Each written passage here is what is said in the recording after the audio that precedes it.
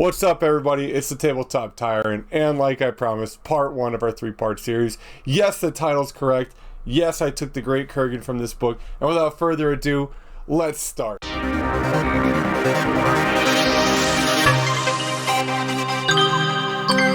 We start off this three-part series with a letter written to a superior. No name is given, only the title master. The letter says, in short, Hikemark Vanek and his men are dead. A good-sized battle ensued, and they incinerated his body as protocol demanded. What stands out with the mysterious writer is they say they found a tome of some capacity, and they have it in their control. Based off what the writer was able to glean, it was a first-hand account of Tamurkhan's reign.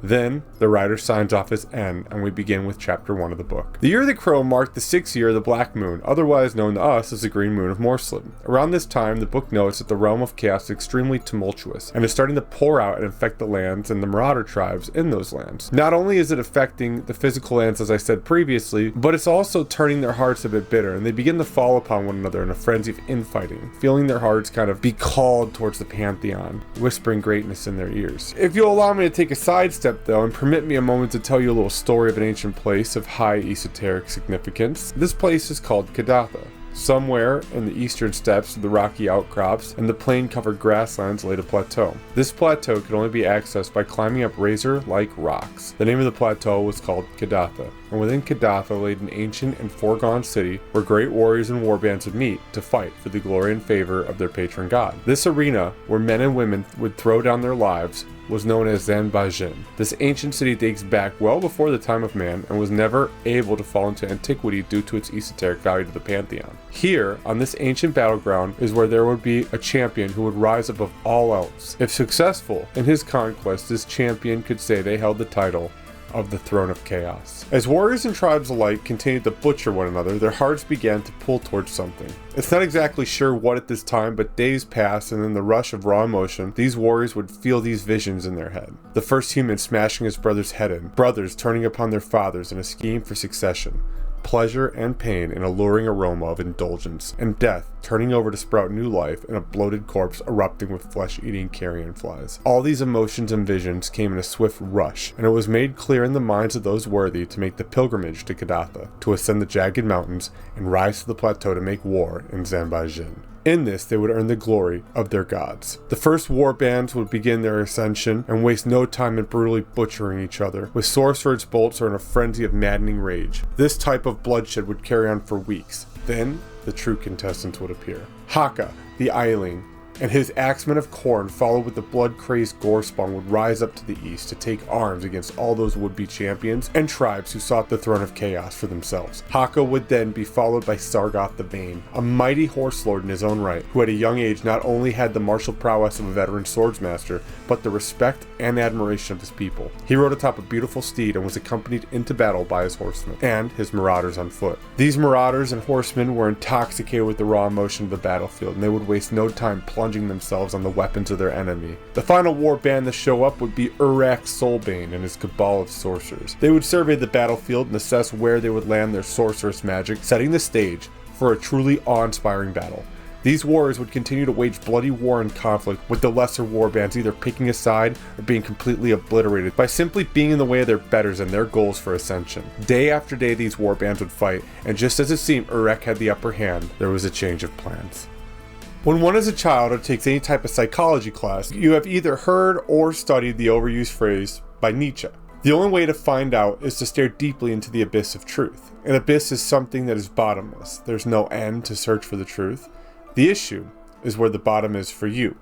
At some point, you may find that the abyss is staring back at you, and you'll know you've hit the bottom. This phrase couldn't have been better represented by what happened next. As the three warbands waged on, exhausted, wounded, and at their limits, portents and omens began to swirl about in the sky above Zanbajin. The white moon of Manslib died in the east, and the green moon of Morslib was high in the sky. Clouds began to yellow, and a miasma would start creeping towards the battlefield. As warriors began to look through the forest, only yellow, sickly eyes would look back. Within a few minutes, the army would emerge, and the ground would shake, not from an earthquake or from magic, but from a beast that carried an enormous bulk, a toad dragon.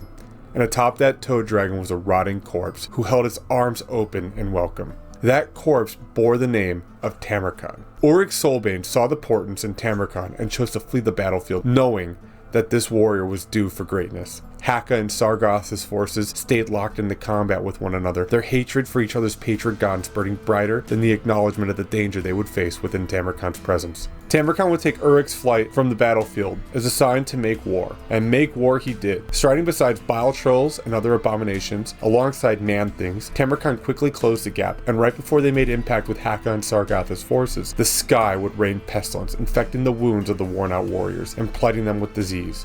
To make matters worse, dead bodies began to convulse and contort, not due to the necromancy, but due to the flesh-eating carrion flies erupting out of the flesh sacks. They would take to the sky, blotching out patches where the green moon hung. As these carrion flies bit their enemies and pestilence poured into the bodies, Tamurkhan's first wave would clash into the enemy warbands. Any warriors dedicated to Nurgle would make their way towards Tamurkhan's forces, seeing their god finally represented by a worthy warrior. There really is no other way to explain Sargath's frustration at this but by saying this. Sargath was extremely irate at this latecomer, and not to mention the toll this pestilence was taking on his army. So, he devised a quick plan: cut the head off the snake and watch the body spasm and die. He redirected any knights in his vicinity and charged the monstrous beast known as Bublos. Just as he was nearing the great beast, he saw the massive monster open its gaping maw. Knowing he had to time his leap perfect, he rode atop his steed to the last possible moment and leaped from its back. The breath attack would come, spewing noxious, toxic, flesh-eating gases. Sargath's noble steed was melted, and the back of his armor caught by the attack had began to rust. Sargath would land on Bublos' head and use his horn to pull himself. After roaring a cry of seething triumph, he charged towards Tamurkhan, running up the back of Bublos, punching his blade directly into Tamurkhan's cold, dead heart. However, all Tamurkhan was able to do was laugh, and as Sargath pulled his blade out, flesh and organs ripped away, spilling on the Bublos' back, and exposing his true opponent, a child-sized maggot surrounded by gray slime, which bore black marble eyes, looked directly back at Sargath. Disgusted, he went to make the killing blow, but Tamurkhan had him beat. He lunged out of the dead body and found a weak spot in Sargath's armor and chewed through his neck. Sargath's body had fallen into the mire next to Bublos, and Tamurkhan began chewing his way into Sargath's chest cavity, ripping apart organs and cracking his ribs, finding a new husk for him to puppet. After a few moments, Sargath would rise again, and Bublos let loose a roar of triumph, seeing his master stand, for Sargath was dead, and his body now belonged to Tamurkhan. The marauders of Sargath, distraught and driven insane by watching their lord, were broken, either cut down by Tamurkhan's forces or Hakka's forces. Those that were able to flee, however, were pleading with their god for forgiveness for what they had bore witness to. Now, all that was left was Hakka and Tamurkhan. Hakka was no more dismayed than the Slaaneshi force that broke. He witnessed the Slaaneshi prince be taken down by a disgusting maggot. However, he knew if he wavered, so would his army. So Hakka surveyed the battle and saw his Forsaken were already tied up with Tamurkhan's lieutenant, Kazak the Befouled. So with this, he knew charging into the ranks he would be out his number one big hitters. But despite this, he made a desperate gambit. Hakka took the Khornate Eilings he had at his disposal and crashed into the enemy lines, redoubling the efforts to thwart Tamurkhan and his men from Zambajin. And while Tamurkhan's line wavered, they never broke. In Hakka's seething rage, he went up against a regiment of bile trolls and was ripped to pieces. There was nothing left that could be salvaged to become a trophy for Tamurkhan. With Hakka and Sargath defeated, the sky tore asunder, letting loose a lightning storm of green energy, declaring Tamurkhan the winner of this arena. Those who were left either bent the knee or were hacked down. After rallying his newfound army at Zambajin, Tamurkhan would march his forces out, proclaiming his victory and adding those willing to serve his banner. Those that would not, Tamurkhan would slaughter outright. This will bring us to his encounter with Sal the Faithless. However, this will have to wait until part 2, where we will cover Sal, a witch that Tamurkhan will encounter and deal with, as well as the Chaos Dwarves and a pesky ogre tyrant. Thank you all for watching. I hope you enjoyed this video. It was honestly such a treat to make. I love Tamurkhan. I love the lore. I'm thankful I have this book to be able to review with all of you guys, and I hope that all of you enjoyed it very much. I'll see you on Monday for some more Tamurkhan Part 2, and I'll see you throughout the week as I paint my Chosen with Great Weapons and my regular dudes and some Plague Toadies, and just start like really chilling and getting some painting stuff knocked out. I miss painting. So with all that aside, I look forward to seeing y'all on Wednesday. Peace!